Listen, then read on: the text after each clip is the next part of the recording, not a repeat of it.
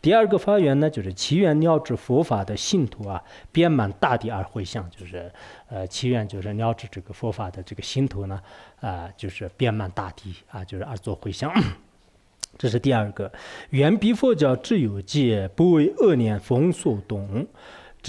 皆真法理于本色，其真心者满大地。祈愿呢，就是这个如此的这个我等大师释迦牟尼佛的这个效法呢，只要就是存在在这个世间的这个时候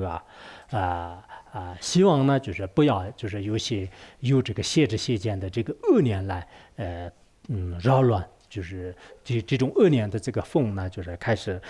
这个所动摇。就是现在我们实践当中，有些是对佛教就是真一点都不懂就不懂装懂，然后呢，就是自己的这个邪说了，就说是我在弘扬佛法，其实是他开始呢就是毁坏佛法就毁坏佛法。有些对佛教自己的从来没有升起过一个真正的信心和智慧，但是在别人面前的话呢，我是佛教徒我是什么这个高僧大德专师的什么什么，或者说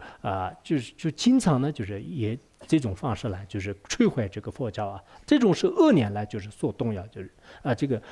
第发愿的第一个呢，就是不要以这些人的恶念来就是扰乱和破坏这个佛教就破坏佛教。那么第二个呢就是愿这些世界上的所有的人们呢，真正了解就是正法的这个道理就是了解正法的道理。然后呢，对这个本师释迦牟尼佛去真正的这个虔诚的信心这个很重要的。我们现在很多人呢，对这个佛法不了解，就是而去信心的话呢，这是一种这个迷信有些人跟说这个观音菩萨和好像那个什么这个一些天神就是这些的话，根本不知道。佛陀和圣之间的这个差别都是分不清楚的，有些根本不知道佛陀是特别伟大的一个这样的一种这个智者是成就者就根本不知道的。那么这样的话呢，就是佛陀的功德也不知道，佛法的功德也不知道，那对他的这个信徒的话呢，就是其实再多也是没有任何的这个意义的。应该说是对这个佛教呢，就是有这个信心，而且这种信心是智信，就是不是这个迷信的。就不是迷信的。其实在这个不仅是我们这个佛教徒当中，就是以前实践的一些学者比如说秦朝的时候梁启超的话呢，他也就是说过，就是说是这个佛教呢就是这个是智信就是不是迷信。佛教呢就是这个什么这个什么就是什么前头不是那个是前三，就是不是度三然后佛教呢就是来这个入世，就是非厌世其实有些智者就是讲的这个道理，就是确实已经就是说到了这个佛教的真正的这个意义就佛教是并不是现在有些人说的那样，就是实在实践当中没有这个成果，就是然后到这个深山里面去这个当这个出家，就不是这样的，应该是最高的一种智慧的这个表现当时这个20世纪当中，就是英国最伟大的这个哲学家，也是获得诺贝尔奖的罗素，他也说所有的宗教当中呢，我对这个佛教是这个赞叹的，所有的宗教当中是我对佛教是赞叹的，所有的这个原因也在这里。所以从实践的角度来讲呢，佛教确实是个真心的，不是我们一般没有智慧的人来这个。然后对这个我们佛教徒来讲呢，一定要把这个素质提高现在这个有些寺院里面有些这个佛教团体的话呢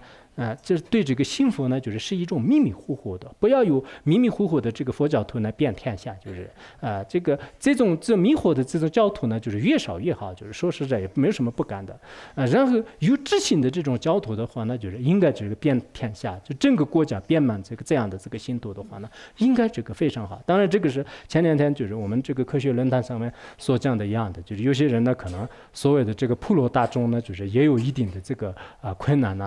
就是跟这个可能每个国家的国情就是很多方面也是不相同的。像汉地的话呢，就是以前唐朝的时候因为当时那个这个国王也是这个信佛教，而且国王的话呢非常这个赞叹，就是用现在的话来讲呢，就是政府呢就开始这个办了很多的这个译经场就翻译的这个场所。所以在那个时候呢就是像那个宣章译经什么那个还有那个不空等等，就是许多这个著名的医师也已经这个出现了。而且我看很多历史上面像的话呢，在那个时候的汉地的这个8大宗派的大多数的那个开创的这些些祖师们呢，也在那个时候比如说法相宗的那个这个玄奘呢，就是也是在唐代的时候这个出现的。然后那个禅宗的这个慧能大师也是在那个时候的。然后这个三论的这个济藏大师就是三论宗的这个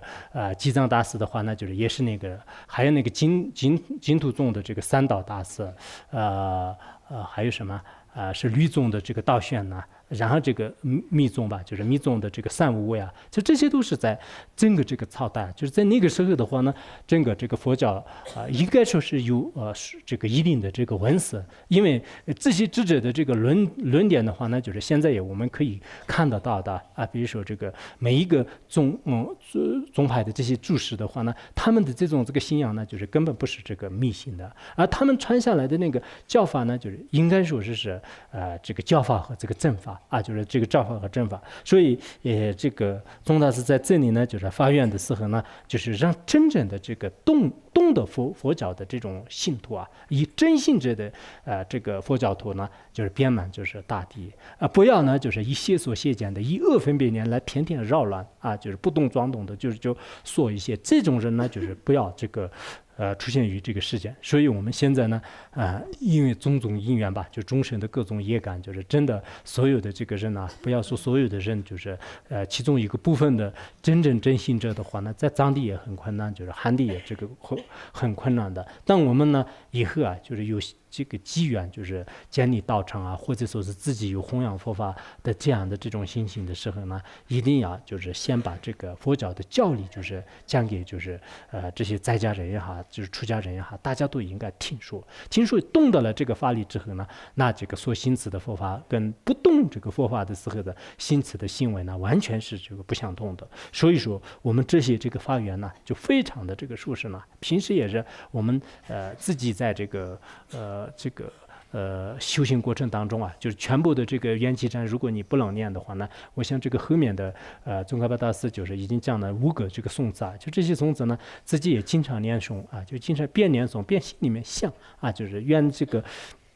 佛教存在之前的话呢，就是一定要以这个真正的这个信徒呢，就是遍满这个世界就我们可以这样这个发愿。在藏地以前那个也是国王慈宗德子呢，国王那个宗赞干波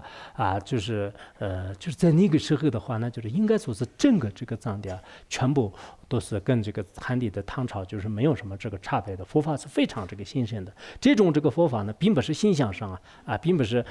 就是光是这个外面就是修一个建筑物就是水泥工程那这些是表面上看呢就是金碧辉煌的，但实际上我们都并没有就是认为是它是真正的这个佛教比如说我们现在建成的这个尼宗大经堂的话呢，应该他们很多人就是说是可能藏地就是没有那么大的这个经堂呢，应该是第一个吧。但是我都并没有像是这是这个弘扬佛法的一个祝愿就依靠这样的这个经堂的话，里面就真正的文思修行的话，才算是真正的这个净化就真正的净化。外面的这毕竟是一个经堂，当然修的话那有功德的，但是它是一种这个水泥工程，也是这个就是土石工程就是也是这样的一个工程。那么这个工程带来就是人的这个心里呢，真正有这个真心真见就正直。那这个时候呢就是佛法呢就是在这个人间佛法在人间的话，人们的这个心呢，就是人们的这个行为呢，就是会改变的。改变之后呢就是他会造善业造善业以后，人们呢就是会这个获得这个快乐这就是佛法的这个作用就所以我们在座的很多各位呢，应该什么叫这个佛法呢？就是有些可能还不懂就还不懂就是你这个佛法的这个部分呢，就不要认为这个佛法的真谛